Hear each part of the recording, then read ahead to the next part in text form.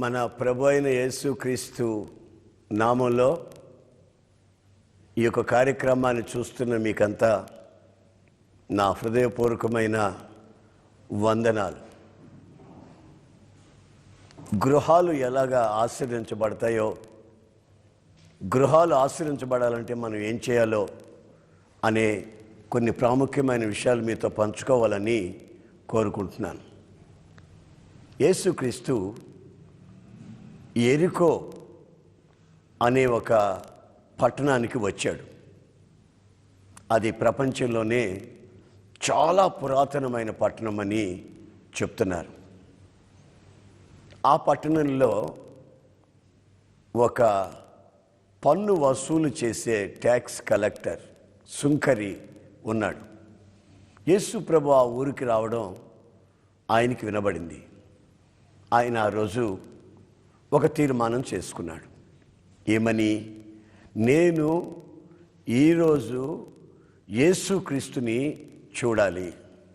ఎందుకు ఆ కోరిక అతనికి కలిగిందంటే, అతను పన్ను వసూలు చేసేదానికి వెళ్ళినప్పుడల్లా అందరూ చెప్పుకుంటున్నారు ఆయన ఒక బ్రహ్మచారి అని, ఆయన వెంట 12 మంది శిష్యులు తిరుగుతూ ఉంటారని, ఆ తర్వాత ఆయన అద్భుతాలు మహత్కార్యాలు చేస్తున్నాడని ఆ నోట ఈ నోట విని ఆయనకి విశ్వాసం కలిగి యేసయ్యని చూడాలని ఆశపడ్డాడు. అయితే ఆ వ్యక్తి పరిస్థితి ఎలాంటిదంటే, అతను చాలా మోసగాడు, చాలా లంచగొండి. ఆ వ్యక్తిని చూస్తే ఊళ్ళో వాళ్ళు ఎవరైనా సరే, చిచి నీది ఒక బతుకంటరా, కుక్క బతుకుతుంది నువ్వు బతుకుతున్నావు అని వెనక వైపుగా అంటారు. అతనికి ఒకవేళ ఈ విషయాలు వినబడినా అతనేం సిగ్గుపడాడు, అతనికి డబ్బే ప్రాముఖ్యం. గవర్నమెంట్ వాళ్ళు 10 రూపాయలు వసూలు చేయమంటే దాని పక్కనే 0 పెట్టి 100 రూపాయలు వసూలు చేస్తాడు. అతనికి డబ్బే ప్రధానం, కానీ మానవత్వం కానీ మానవ విలువ కానీ అతనికి పెద్దగా ప్రధానమైంది కాదు. ఈ పరిస్థితిలో ఉంటున్నప్పుడు ఎందుకో యేసుక్రీస్తుని చూడాలని ఆయనకు ఆశ కలిగింది. మొత్తం మీద యేసు ప్రభు ఉన్న చోటుకి వచ్చాడు. వస్తే యేసు ప్రభు ఒంటరిగా ఉంటాడా? ఆయన చుట్టూ వేల మంది ప్రజలు ఉన్నారు, గుంపులు గుంపులుగా ప్రజలున్నారు. ఇతను యేసయ్యని ఎంత చూడాలని ప్రయత్నం చేసినా పొరపాటును కూడా చూడలేకపోతున్నాడు. కారణం ఏంటంటే, ఈ జక్కయ్య అనే ఈ వ్యక్తి చాలా పొట్టాడు, మరుగుజ్జోడు. అరుగులెక్కి చూశాడు, గోడెక్కి చూశాడు, మొత్తం మీద ఎటు ప్రయత్నం చేసినా యేసు ప్రభుని చూడలేకపోతున్నాడు. మరి నేను ఆయన చూడాలని వచ్చాను, ఇక్కడేమో పరిస్థితులు అనుకూలంగా లేవు, మరి నేను చూడకపోతే ఏమైందిలే అని ఇంటికి వెళ్ళిపోయాడా? వెళ్ళిపోలా. అతని హృదయంలో ఒక తీర్మానం, నేను ఈరోజు యేసయ్యని చూడాలి. పరిస్థితులు అనుకూలంగా లేవు, కానీ నేను యేసయ్యని చూడాలి. ఒక ప్రక్కన ప్రజలందరూ ఇతను చూసిన వెంటనే వాళ్ళదో రకమైన నవ్వు నవ్వుతున్నారు. ఈ ఎర్రోడికి, ఈ దుర్మార్గుడికి, ఈ ఊళ్ళో చిచి అనిపించుకునే వాడికి కూడా భక్తి వచ్చిందా? ఈయన కూడా యేసు ప్రభువుని చూడాలనా అన్నట్టుగా నవ్వుతున్నారు. ఎవరు నవ్వినా, పరిస్థితులు అనుకూలించకపోయినా ఇతను మాత్రం యేసయ్యని నేను చూడాలి అని ఆశపడ్డాడు. ఎంత ప్రయత్నం చేసినా వీలు కాలేదు. అందుకని పొట్టుడు కదండి, ఇతనికి కొంచెం పుట్టుడు ఆలోచనలు ఉంటాయని అంటారు. అందుకని ఒక ఆలోచన వచ్చి, ఈ దారిని నేను వెళ్ళిపోతా, ఫలానా దగ్గర చెట్టు ఎక్కిగా నేను కూర్చుంటే యేసు ప్రభు ఎలాగో ఈ దారిని వస్తాడు, అప్పుడు ఆయన్ని కళ్ళారా చూసుకోవచ్చు అని అనుకొని ప్రయత్నం చేసి ఎవ్వరికి తెలియకుండా చెట్టు ఎక్కాడు. చిన్నపిల్లలు చెట్టు ఎక్కుతున్నారంటే ఎక్కుతున్నారులే, ఆడుకుంటున్నారులే అనుకుంటారు. ఇతను ఒక గవర్నమెంట్ ఉద్యోగి, అప్పటికే 40 సంవత్సరాలు దాటిపోయింది. అది పొట్టోడు, అందరికీ తెలిసిన వ్యక్తి. ఇతను చెట్టు ఎక్కుతున్నాడంటే ఎందుకు ఎక్కుతున్నాడు అని జనమంతా గోల చేస్తారు కదండి. అందుకని ఎవ్వరికి తెలియకుండా చెట్టెక్కి ఆ గోబురులో అలా కూర్చున్నాడండి. ఇదిగో వస్తాడు చూద్దాం, ఇదిగో వస్తాడు చూద్దాం అన్నట్టుగా కూర్చున్నాడు. అంతలో యేసు ప్రభు ఆ దారిన ఆ గుంపుల్లో వస్తున్నాడు. వస్తుంటే ఏకగ్రీవంగా రెప్పగొట్టకుండా ఒకవేళ అతను అయి ఉంటాడేమో యేసు ప్రభు, ఇదిగో వీళ్ళంతా ఆయన శిష్యులు అయి ఉంటారేమో అన్నట్టుగా శ్రద్ధగా చూస్తున్నాడండి. తిన్నగా గుంపు ఈ చెట్టు కిందకు వచ్చింది. వచ్చిన వెంటనే యేసు ప్రభు అలా ఆ తల పైకెత్తి చూసి, జక్కయ్య దిగిరా, దిగిరా, నీ ఇంట్లో ఈరోజు నేను ఉండాలి, దిగిరా అన్నాడు. ఆ పొట్టోడికి ఆశ్చర్యమైపోయింది. నా పేరు ఈయనకి ఎలా తెలుసు? నేను ఈయన్ని చూడాలని వచ్చాను కానీ ఈయన ఇంటికి తీసుకెళ్ళాలని వచ్చానా? ఈయన నా ఇంటికి వస్తే ఈయనతో 12 మంది ఉన్నారంట కదా, మరి 13కి నేను ఎక్కడ చేసి పెట్టను? ఎంత ఖర్చుతో గుండి పనిది. గనుక ఈయన నన్ను పిలుస్తున్నాడు, నా పేరు పెట్టాడు, నేను చెట్టు కింద ఈయనకి ఎలా తెలుసు అని ఒక్కసారి ఆలోచించాడు. నా ప్రియమైన సహోదరులారా, ఈ సందర్భంలో నేను మీకు చెప్పాలనుకున్న విషయం ఏంటంటే, మీ పేర్లు కూడా నేను ప్రకటిస్తున్న యేసయ్యకి తెలుసు. మీ పుట్టు పూర్వత్రాలు తెలుసు. మీరు పుట్టింది ఎలాగో మీకు తెలియకపోవచ్చు. మీ జబ్బులున్నాయి, రకరకాల జబ్బులు, అవి మీ ఇళ్లలో వాళ్ళకి తెలియకపోయినా యేసు ప్రభువుకి తెలుసు. నీవు ఎన్ని శ్రమల్లో ఉన్నావో, ఎంత బాధల్లో ఉన్నావో, ఎన్ని చిక్కు సమస్యల్లో ఉన్నావో, ఎన్ని నిందలు నీ మీద పడుతున్నాయో, నీ వ్యాపారంలో ఎంత నష్టపడిపోతున్నావో, ఆర్థికంగా నువ్వు పడుతున్న ప్రతి సమస్యని ఆయన ఎరిగి ఉన్నాడు. నీ పేరు చెప్పమంటే ఆయన వెంటనే చెప్తాడు. నా పేరు ఒకవేళ మీకు తెలియచ్చు, కానీ మీ పేరు నాకు తెలియదు కదా. ఆయన యేసయ్యకి తెలుసు, నేను ప్రకటిస్తున్న యేసయ్యకి తెలుసు. ఆయన పై వేషాలు చూసేవాడు కాదు, హృదయంలో ఉన్న అంతర్భాగంలో ఉన్న విశ్వాస పరిమాణం ఏమిటి, కోరిక ఏమిటి అనే సంగతిని చూస్తూ ఉంటాడు. చూడండి, చెట్టు ఎక్కిన సంగతి ఆయనకి తెలిసిపోయింది, ఆయన పేరు తెలిసిపోయింది, ఆయన హృదయంలో ఎంత ఆశ ఉందో అది తెలిసిపోయింది. ఇన్ని అననుకూలమైన పరిస్థితుల మధ్యలో కూడా నన్ను చూసి వెళ్ళాలని అనుకుంటున్నాడు కనుక ఇతని ఇంట్లో నేను ఉండాలి. ఈ జక్కయ్య అనేవాడు మా ఇంటికి రమ్మని పిలవలేదండి, కానీ యేసయ్య నేను మీ ఇంటికి వస్తానని అనుకుంటున్నాడు. అంతలో యేసయ్య చుట్టూ ఉన్నారు చూడండి గుంపులు, వాళ్ళందరూ చాలా బాధపడిపోయారు. వాడెవడో ఈయనకి తెలిస్తే వాడింటికి పోతానంటాడా? మేము పొద్దున్నుంచి మా ఇంటికి రండి బాబు, మా ఇంటికి రండి బాబు, మమ్మల్ని ఆశ్రయించండి బాబు అని మనం అడుగుతుంటే మన ఇంటికి రాడేమిటి? వాడి సంగతి తెలియక వాడింటికి వెళ్తానంటాడు అని ఆ పైనుండే వాడు ఏమనుకుంటున్నాడు తెలుసా? నా పేరు తెలిస్తే నా బతుకంతా తెలిసే ఉంటుంది కదా, నా బ్రతుకంతా తెలిస్తే నా జీవితంలో నేను సంపాదించిన అక్రమ సంపాదన విషయం కూడా ఇది తెలిసే ఉంటుంది కదా అని భయపడుతూ గడగడగడలాడుతూ త్వరగా దిగి సంతోషంగా యేసుక్రీస్తుని తన ఇంట చేర్చుకొనేను అని రాసింది బైబిల్లో. ఏమాత్రం ఆలస్యం చేయలేదండి. పిలుపు వచ్చింది, వెంటనే దిగాడు. ఖర్చుల గురించి ఆలోచించలేదండి, వెంటనే తీసుకుని వెళ్ళాడు. ఎలా తీసుకెళ్ళాడంటే బైబిల్లో రాసింది, సంతోషముగా యేసయ్యని తన ఇంట చేర్చుకొనేను. కొంతమంది బలవంతాన్ని కూడా చేర్చుకునే వాళ్ళు ఉంటారు. ఏదో ఈయన నమ్మితే దేవుడిని నమ్మేస్తే అన్నీ కలిసి వస్తాయంట, మరి వాళ్ళు చెప్తున్నారు వీళ్ళు చెప్తున్నారు అందుకని నమ్మేద్దాం అని ప్రయాసంగా నమ్మే వాళ్ళు ఉన్నారు. కానీ సంతోషంగా ఆయన తన ఇంట చేర్చుకున్నాడు. ఇలాగే కూర్చున్నాడండి. యేసు ప్రభు కూర్చున్నాడు, అటు ఆయన శిష్యులు కూర్చున్నాడు, ఈ పొట్టి జక్కయ్య ఇటువైపు కూర్చున్నాడు. నేను ఎందుకు ఇంత తేటగా చెప్తున్నానంటే, యెరూషలేము వెళ్ళినప్పుడల్లా వాళ్ళ ఇంటికి వెళ్తాను నేను. ఆ జక్కయ్య ఇంటికి వెళ్ళాను నేను. యేసు ప్రభు ఎక్కడ కూర్చున్నారో చూపించారు వాళ్ళు. వాళ్ళ సంతానం, వాళ్ళ సంబంధించిన మనుషులు తరతరాలుగా ఉన్నారు అక్కడ. ఇవి పుక్కిట పురాణాలు కావండి, ఇదేదో కల్పిత కథలు కావు, వ్రాయబడినటువంటి వ్రాతలు. ఏ పట్టణమో, ఏ దారో, ఏ చెట్టో, ఏ వ్యక్తిత్వం అనే సంగతులు ఈరోజు వరకు కూడా చరిత్రలో నిలిచి ఉన్న సత్యాలు. నేను కళ్ళారా చూశాను కనుక మరోసారి ఖచ్చితంగా మీకు చెప్తున్నాను. ఇవి కల్పిత కథలు కావండి, ఇది పరిశుద్ధ గ్రంథం బైబిల్. ఈ బైబిల్కి మాత్రమే పరిశుద్ధ గ్రంథం అనే ఒక పేరు వ్రాయబడి ఉంది. మరి ఏ గ్రంథానికి ప్రపంచంలో అది లేదండి. కనుక దీన్ని చదువుకునే వాళ్ళకి ఆ పవిత్రత కలుగుతుంది, ఆ వాక్యం పవిత్రతను కలుగు చేస్తుంది. కనుక నా ప్రియమైన సహోదరులారా, యేసయ్య అలా చూస్తున్నాడండి. ఆ పొట్టి జక్కయ్య యేసయ్యను చూస్తున్నాడు. ఉన్నట్టుగుండి పైకి లేచాడు.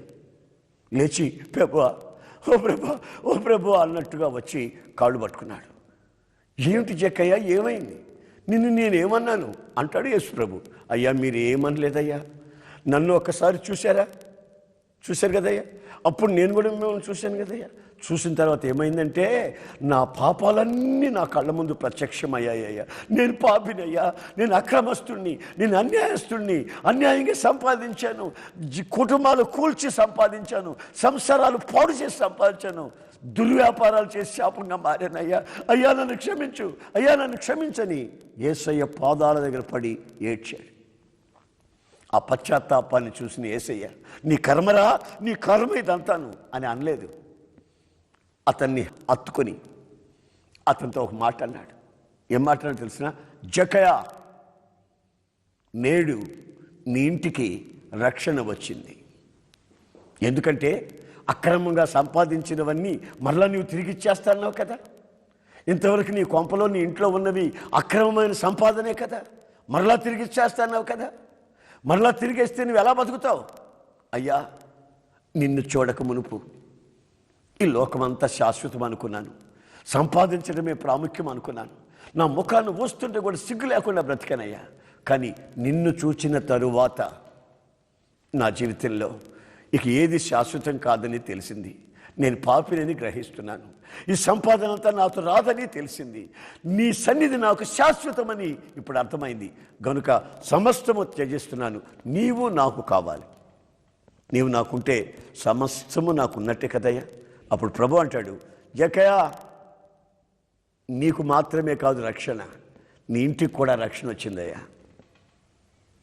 ఎందుకంటే అపవిత్రమైనవని నీ ఇంట్లో నుంచి తొలగిపోతున్నాయా అని యేసు ప్రభు ఆ ఇంటికి ఓ గొప్ప రక్షణ, ఆ వ్యక్తికి ఓ గొప్ప ఆనందాన్ని కలుగు చేసి ఆ కుటుంబాన్ని, ఆ యొక్క ఇంటిని ఆశీర్వదించాడు.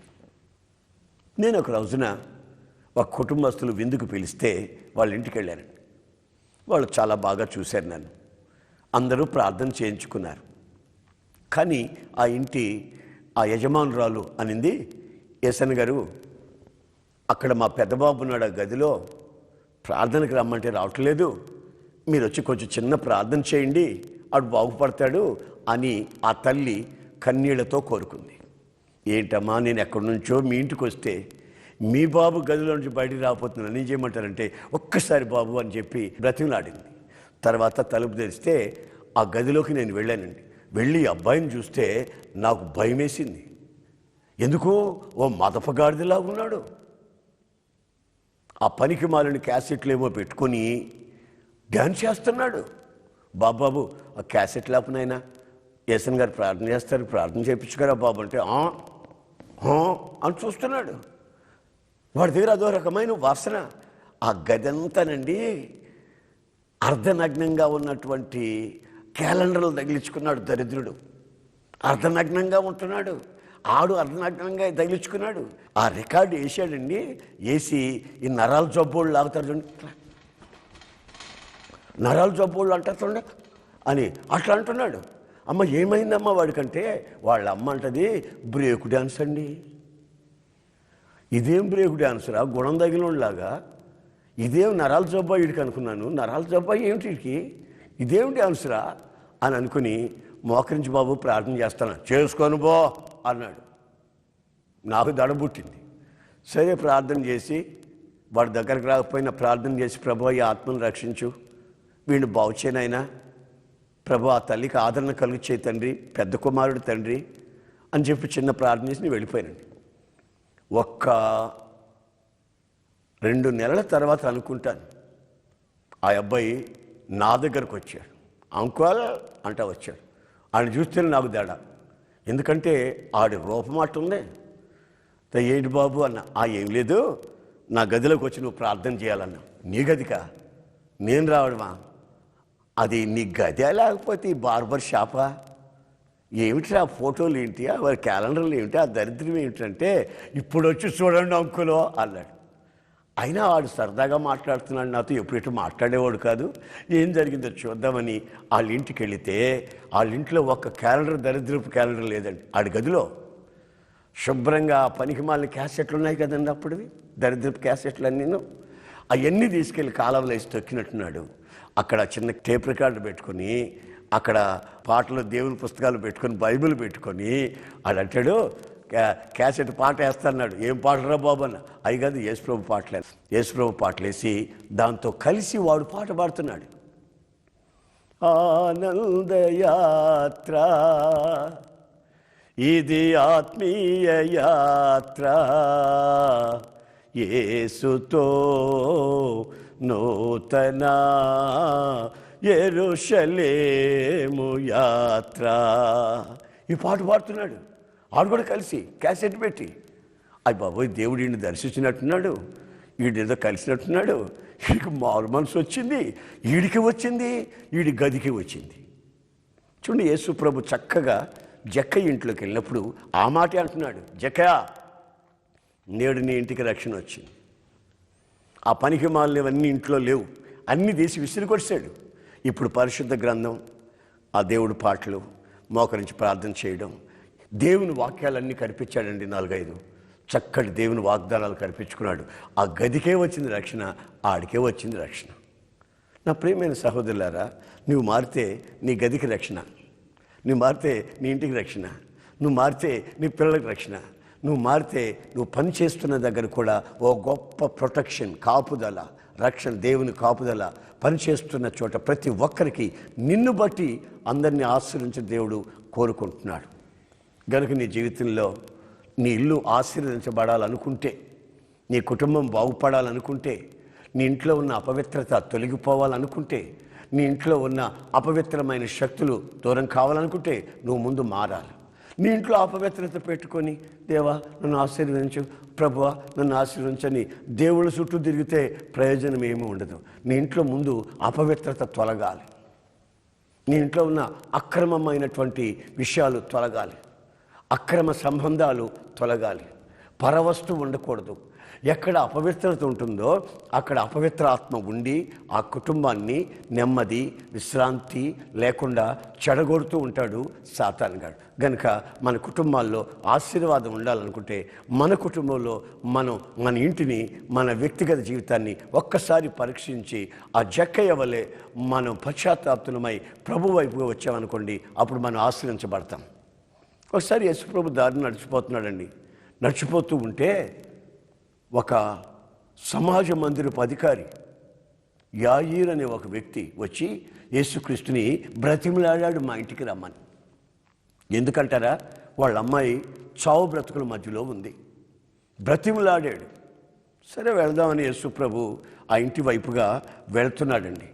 ఇంటి దగ్గరకు వచ్చిన తర్వాత ఎవరో 2 వ్యక్తులు వచ్చి, యాయీరు, ఓ సమాజ మందిరపు అధికారి, ఎందుకు ఈయన గారిని తీసుకొస్తున్నారు మన ఇంటికి?